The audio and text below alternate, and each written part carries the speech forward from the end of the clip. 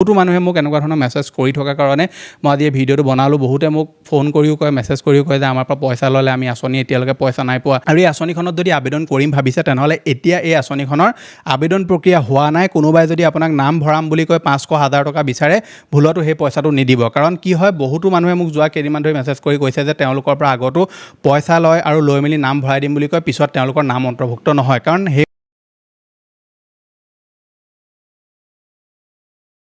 Digital Assam 2.0 চেনেলটো এটা নতুন ভিডিঅ'লৈ আপোনালোক সকলোকে পুনৰবাৰ স্বাগতম জনাইছোঁ। আজিৰ এই ভিডিঅ'টো আপোনালোক সকলোৰে কাৰণে বহুত বেছি ইম্পৰ্টেণ্ট হ'বলৈ গৈ আছে। যিসকল লোকে অৰুণোদয় আঁচনিত নতুনকৈ এপ্লাই কৰিম ভাবিছে, যিসকলে নতুনকৈ ৰেচন কাৰ্ড এটা ল'ম ভাবিছে, যিসকলে PM কিষাণ সন্মান নিধি আঁচনি এখনৰ নতুনকৈ আবেদন কৰিম ভাবিছে, বা তেওঁলোকে অলৰেডি পইচা লাভ কৰি আহিছে, বা যিকোনো ধৰণৰ চৰকাৰী আঁচনি এখনত যদি আপোনালোকে আবেদন কৰিম বুলি ভাবিছে বা আপোনালোকে সেই আঁচনিখনৰ পৰা যদি পইচা লাভ কৰি আছে, তেনেহ'লে আজিৰ এই ভিডিঅ'টো আপোনালোক সকলোৱে প্ৰথমৰ পৰা শেষলৈকে চাব। চৰকাৰী আঁচনিসমূহক লৈ কিছুমান এনেকুৱা ধৰণৰ খেলি মেলি বা কিছুমান এনেকুৱা ধৰণৰ বেমিজালি হৈ আছে, যিবিলাকৰ বিষয়ে আপুনি জনাটো বহুত বেছি প্ৰয়োজনীয়। আৰু বহুতো লোকে এই কথাসমূহ ভালদৰে নজনাৰ কাৰণে কি হৈছে, তেওঁলোকে নিজৰ হাতৰ যিকেইটা কষ্টৰ পইচা, সেই পইচাকেইটা বেলেগক অযথাভাৱে দি আছে। গতিকে ভিডিঅ'টো যথেষ্ট গুৰুত্বপূৰ্ণ আৰু ইনফৰ্মেটিভ হ'ব। সম্পূৰ্ণভাৱে প্ৰথমৰ পৰা শেষলৈকে চাব।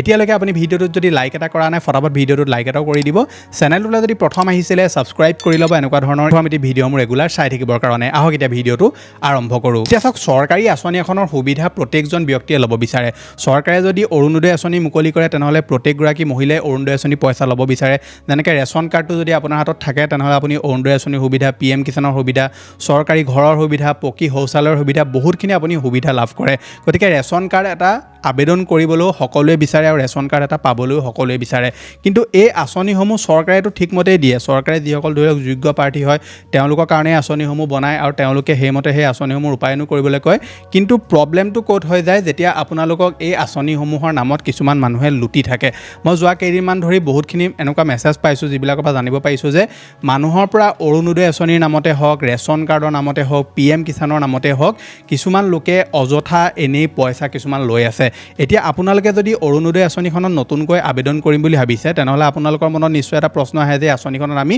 আবেদন কেনেকৈ কৰিম। বহুতো লোকে কি কৰে, অৰুণোদয় আঁচনিৰ অনলাইন আবেদন হৈ আছে বুলি কিছুমান মানুহৰ পৰা পইচা লৈ 500-1000 পৰ্যন্ত পইচা তেওঁলোকৰ পৰা লৈ লয়। ৰিচেণ্টলিতো বহুতবিলাক এনেকুৱা ঘটনাও আহিছিলে। আজি যোৱা ধৰি লওক 1-1.5 বছৰ আগৰ কথা, যেতিয়া অৰুণোদয় আঁচনি এটা পৰ্টেল আছিলে অনলাইনত, তেতিয়া কি হৈছিলে, বহুতো লোকে অৰুণোদয় আঁচনিৰ যিখন গ্ৰেভিয়েঞ্চ ফৰ্ম, সেইখনকে অনলাইন এপ্লাই কৰিছোঁ বুলি কৈ মানুহৰ পৰা 500-1000-1500 টকা পৰ্যন্ত লৈ ল'লে। গতিকে আপুনি যদি অৰুণোদয় আঁচনিত নতুনকৈ আবেদন কৰিম ভাবিছে, তেনেহ'লে আপোনালোকে চৰকাৰৰ যিসমূহ গাইডলাইন্স বান্ধি দিছে চৰকাৰে, যে আঁচনিখন কেনেকৈ এপ্লাই হ'ব,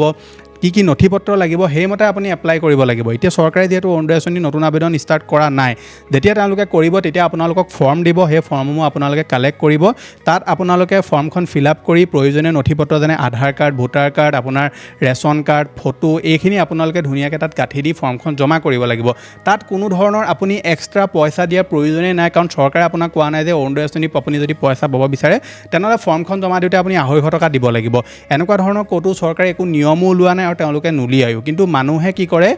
যিকোনো এখন আঁচনি পইচা পাবৰ কাৰণে তেওঁলোকে চকু মুদি 500-1000-1500 টকা পৰ্যন্ত দি দিয়ে। গতিকে আপুনি যদি অৰুণোদয় আঁচনিৰ হিতাধিকাৰী নহয় আৰু এই আঁচনিখনত যদি আবেদন কৰিম ভাবিছে, তেনেহ'লে এতিয়া এই আঁচনিখনৰ আবেদন প্ৰক্ৰিয়া হোৱা নাই। কোনোবাই যদি আপোনাক নাম ভৰাম বুলি কয় 500-1000 টকা বিচাৰে, ভুলতো সেই পইচাটো নিদিব। কাৰণ কি হয়, বহুতো মানুহে মোক যোৱা কেইদিনমান ধৰি মেছেজ কৰি কৈছে যে তেওঁলোকৰ পৰা আগতো পইচা লয় আৰু লৈ মেলি নাম ভৰাই দিম বুলি কয়, পিছত তেওঁলোকৰ নাম অন্তৰ্ভুক্ত নহয়। কাৰণ সেইমতে প্ৰক্ৰিয়াটো নহয়। আপোনালোকৰ সম্পূৰ্ণ ফৰ্ম দিব, তাত আপোনাৰ প্ৰয়োজনীয় নথিপত্ৰ আপুনি দিব লাগিব, সেইখিনি চেক হ'ব, তাৰ পাছতহে আপুনি যোগ্য নে অযোগ্য বিবেচিত হ'ব। ঠিক তেনেদৰে ৰেচন কাৰ্ডত যদি আপোনালোকে চাবলৈ যায়, ৰেচন কাৰ্ডো বহুতো এনেকুৱা যোগ্য ব্যক্তি বা যোগ্য মহিলা আছে, যি ৰেচন কাৰ্ডৰ কাৰণে যোগ্য হয়, কিন্তু তেওঁলোকে ৰেচন কাৰ্ড লাভ নকৰে। কিয় নকৰে? কাৰণ ৰেচন কাৰ্ডখন যেতিয়া তেওঁলোকে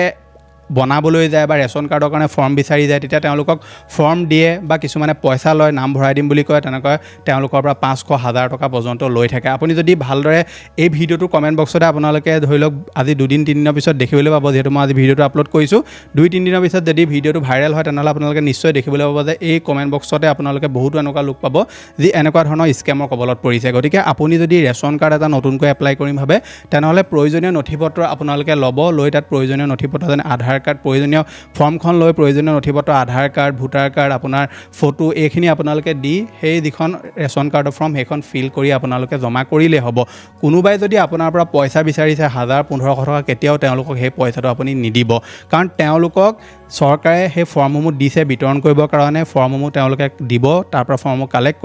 কৰি জমা কৰিব যদি আপোনাৰ পৰা কোনোবাই পইচা বিচাৰে তাৰ পৰা কাম নকৰে পইচা খাই থয় বা আপোনাৰ পৰা আপুনি পইচা নিদিলে যদি কয় যে আমি এমু কাম আগ নবঢ়াওঁ তেনেকুৱা ক্ষেত্ৰত আপুনি যিসমূহ অফিচ থাকে তাৰ আপোনালোকে কমপ্লেইন কৰিব পাৰে আপোনালোকে এটা দৰখাস্ত দিব পাৰে যে আমাৰ পৰা এনেকৈ পইচা লৈ আমাৰ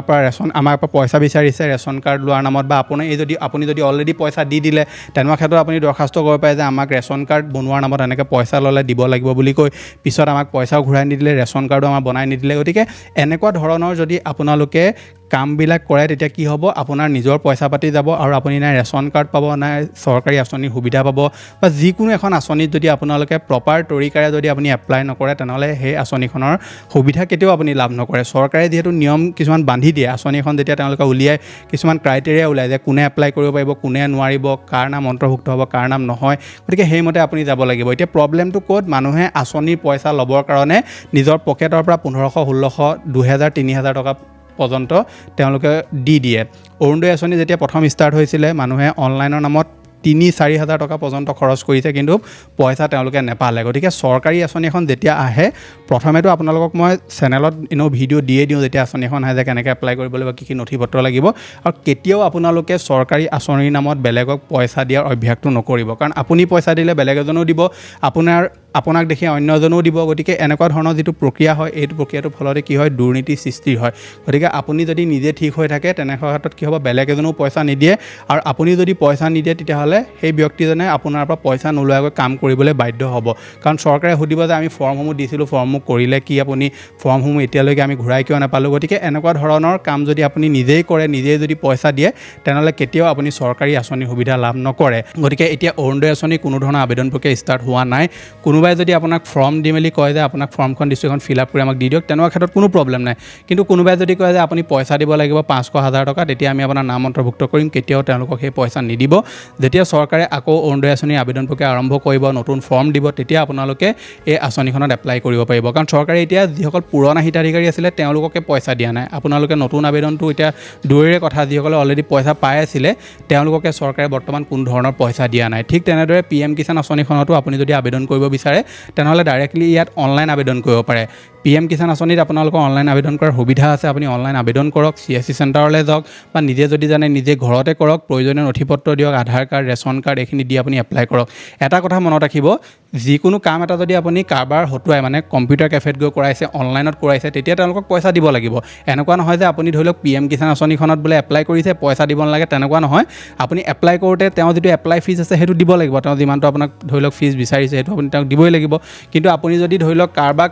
যিটো বস্তুত পইচা দিয়াৰ প্ৰয়োজন নাথাকে তাত যদি আপুনি পইচা দিবলৈ যায় তেনেহ'লে আপুনি সেই পইচাও হেৰুৱাব আৰু আপুনি সেই আঁচনিখনৰ সুবিধাও লাভ নকৰিব বহুতো মানুহে মোক এনেকুৱা ধৰণৰ মেছেজ কৰি থকাৰ কাৰণে মই আজি এই ভিডিঅ'টো বনালোঁ বহুতে মোক ফোন কৰিও কয় মেছেজ কৰিও কয় যে আমাৰ পৰা পইচা ল'লে আমি আঁচনি এতিয়ালৈকে পইচা নাই পোৱা ৰেচন কাৰ্ডৰ নামত আমাৰ পৰা 1000 টকা লৈ ল'লে কিন্তু আমি ৰেচন কাৰ্ড আজি 1-2 বছৰ লাভ নকৰিলোঁ গতিকে ভুলটো আপোনালোকৰ কেতিয়াও তেওঁলোকক এনেধৰণে আপুনি পইচা চকুমুদি দি নিদিব কিছুমান বস্তুত আপোনাৰ চৰকাৰে কৈছে যে আপুনি ইয়াত ধৰি লওক পত্ৰখন ফিল কৰিলে আপুনি পইচাটো জমা কৰিব লাগিব তেতিয়া বেলেগ কথা বা আপুনি ধৰি লওক কাগজ পত্ৰ দিছে ব্যক্তিজনক তেওঁ কৈছে যে মই জেৰক্স কৰি ল'ম বা প্ৰিণ্ট আউট কৰি ল'ম সেইটো পইচা আপুনি তেওঁক 50 টকা 100 টকা দিছে তেতিয়া বেলেগ কথা কিন্তু সম্পূৰ্ণ কাম কৰাৰ নামত আপোনাৰ পৰা 1000 টকা 1500 টকা 500 টকা লৈ লৈছে সেইটো আপুনি কেতিয়াও নিদিব তেনেকুৱা কৰিলে আপোনাৰ নিজৰ পইচা খৰচ নিজৰ আপোনাৰ অযথা পইচাৰ আপুনি লোকচান কৰিব গতিকে ভিডিঅ'টো সকলোৰে লগত শ্বেয়াৰ কৰিব ভিডিঅ' যদি ভাল লাগিলে ভিডিঅ'টো লাইক কৰিব চেনেললৈ যদি প্ৰথম আহিছিলে ছাবস্ক্ৰাইব কৰিব এনেকুৱা ধৰণৰ ইনফৰ্মেটিভ ভিডিঅ' ৰেগুলাৰ চাবৰ কাৰণে মই লগ পাম এটা নতুন ভিডিঅ'ত আজিলৈ ধন্যবাদ